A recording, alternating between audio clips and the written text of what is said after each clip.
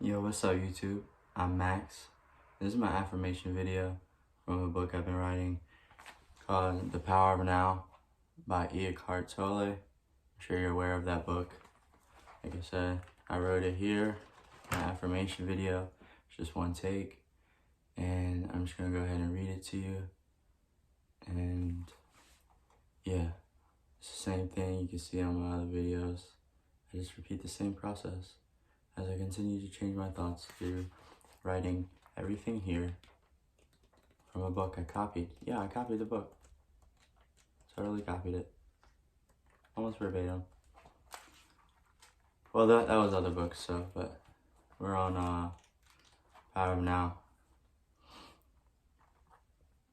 And we're about to reach 1 minute. And I will definitely not do 1 minute. Emotion and the body's reaction to your mind. What about emotions? I get caught up in my emotions more than I did my mind. That's what they say. Mind, in the way I use word, is not just a thought. It includes your emotions as well as all unconscious mental, emotional, and reactive patterns. Emotions arise at the place where the mind and the body meet. It is the body's reaction to the mind, and you might say a reflection in your mind. In the body, for example, an attack thought or a hostile thought will create a buildup of energy in this body that we call anger. We, and then they, and then them, and then the body is getting ready to fight. The thought that you are being threatened physically or psychologically causes the body to contract, and this is the physical side of what we call fear. Researching has shown that strong emotions even cause changes in the biochemistry of the body. These biochemical, see, if I just repeat it in my head, it's in my brain. Biochemical changes represent the physical or material aspect of the emotion. Of course, you are not usually conscious of all your thought patterns, and it is often only through watching your emotions to which you bring them into awareness.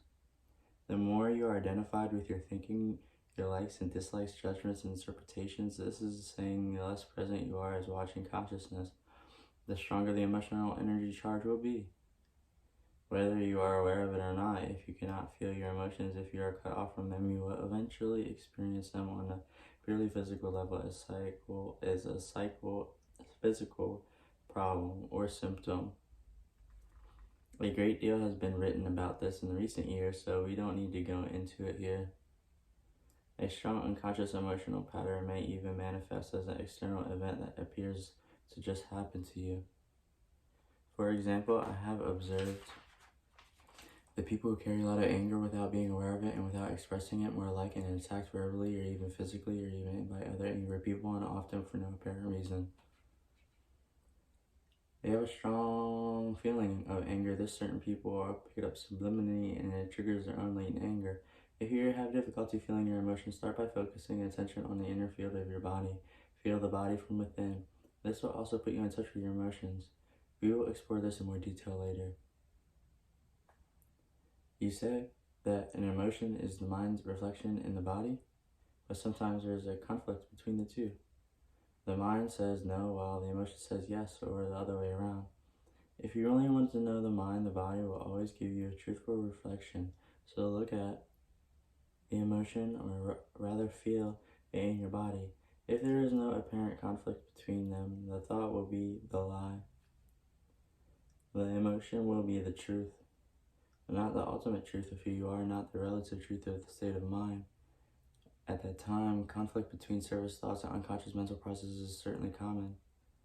You may not yet be able to bring into your consciousness, mind, and the awareness and the thoughts, and it will always be reflected in the body as an emotion of which you can choose to become aware.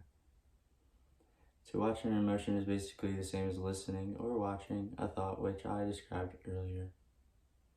The only difference is that while a thought is in your head, an emotion is a strong physical component and is so primarily felt in the body, you can then allow the emotion to be there without being controlled by it. You no longer are the emotion. You are the watcher and the observing presence. If you practice this, all that is unconscious in you will be brought into the light of consciousness. So observing the emotion is important as in observing your thoughts. Yes. Make it a habit to ask yourself, what's going on inside of me at this moment? That question will paint you in the right direction.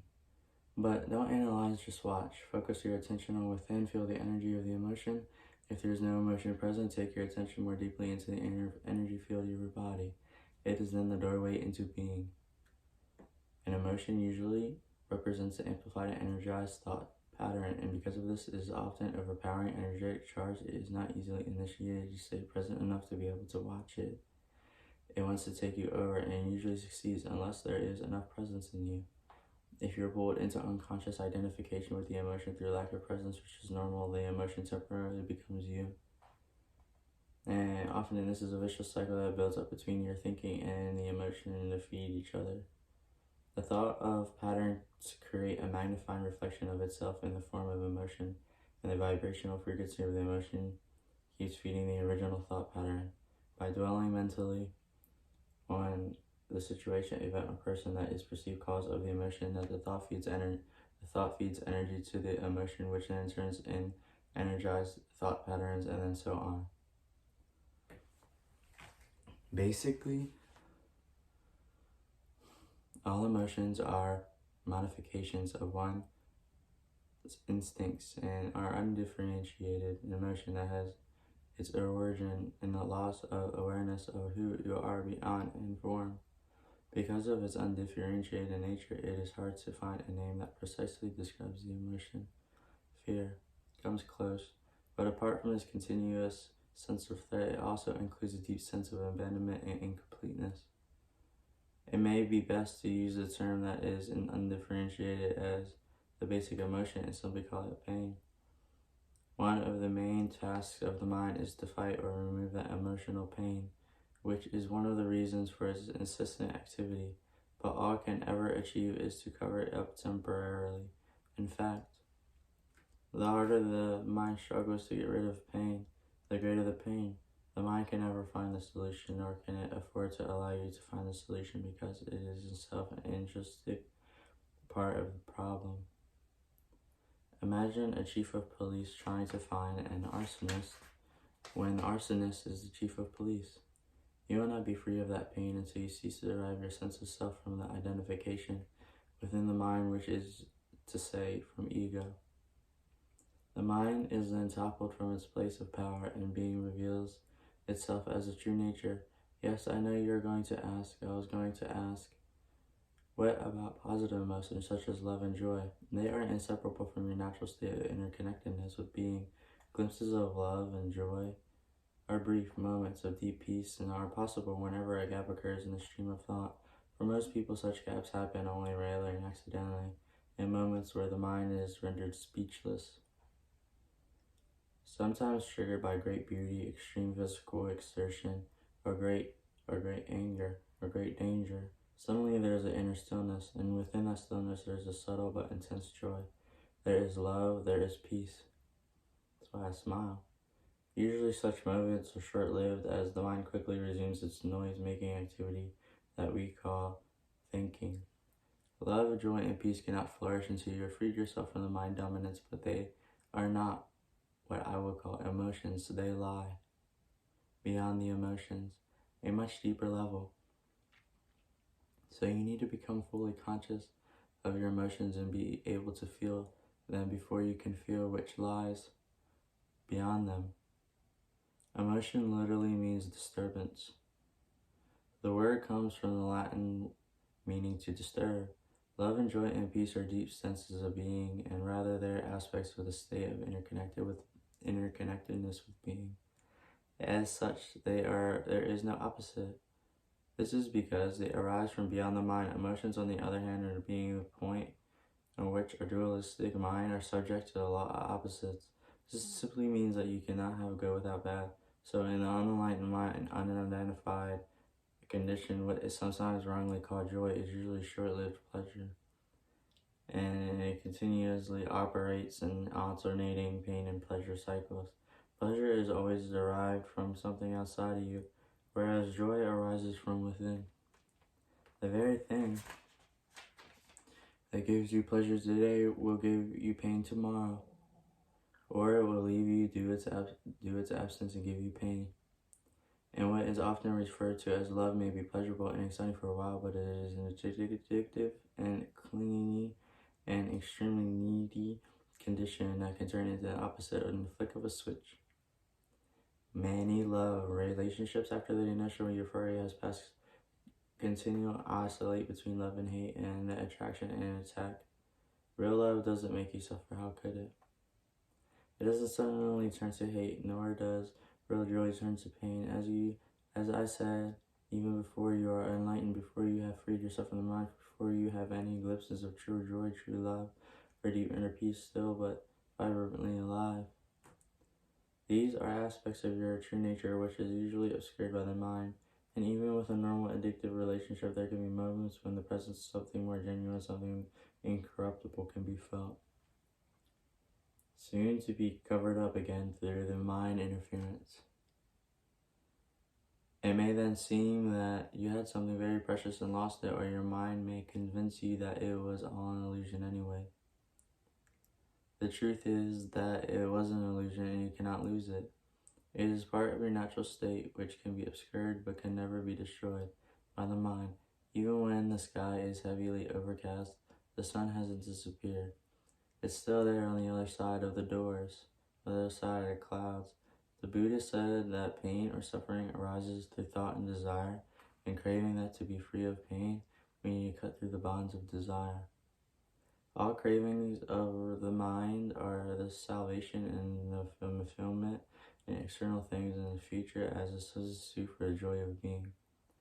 As long as I am my mind, I am those cravings, those needs, wants, attachments, and those things, and apart from which there is no I, except as we mere possibility, unfulfilled potential, a seed that is not yet sprouted. In that state, even my desire to become free or enlightened is just another craving for fulfillment or completion in the future. So don't seek to become free of desire or achieve enlightenment. Become here. Become present.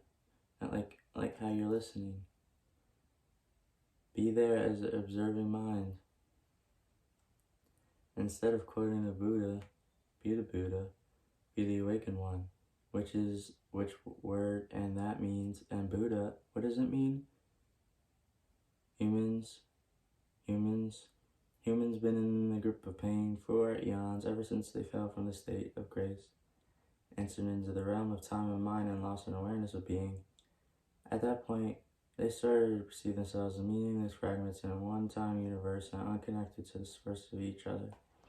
Pain is, inevitably, as long as you're identified with your mind, which is to say, as long as you're unconscious spiritually speaking. I'm talking here primarily emotional pain, which is also the main cause of physical pain, of physical disease. Resentment, hatred, self-pity, guilt, anger, depression, jealousy, and so on are the slightest reflection of all forms of pain. And every pleasure or emotional high contains within itself the seed of pain. It is inseparable opposite, which will manifest in time. Anybody who has ever taken drugs to get high will know that a high eventually turns into a low, and that pleasure turns into some form of pain.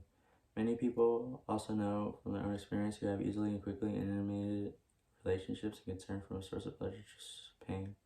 Seen from a higher perspective, both the negative and the positive polarities are faces of the same coin and are about part of the underlying pain that is inseparable from the mind-identified egoic state of consciousness. There are two levels to your pain. The pain that is created and the pain from the past that still lives on in your mind and your body. Ceasing to create pain in the present and dissolving the past pain. This is what I will talk about now. Let me take it back. Like I said, I wrote it. That was just my affirmation video, one take. That was emotion, the body's reaction to your minds, through the book Power of Now by Eckhart Tolle. And like I said, I've already here, there's other videos. You can just follow along, listen along. It's the same thing. It's like I said, it's my information video, so it's just one take. I'm Max, and I'm out.